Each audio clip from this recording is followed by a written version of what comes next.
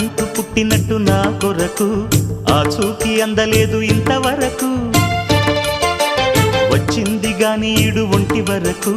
వేధించలేదు నన్ను జంట కొరకు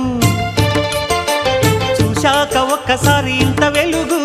నా వంక రాను అంది కంటి కునుకు ఈ అల్లరి గారడి నీలీల అనుకోనా నీ పేరు ప్రేమ అవునా ఇవాళే నిన్ను పోల్చుకుందా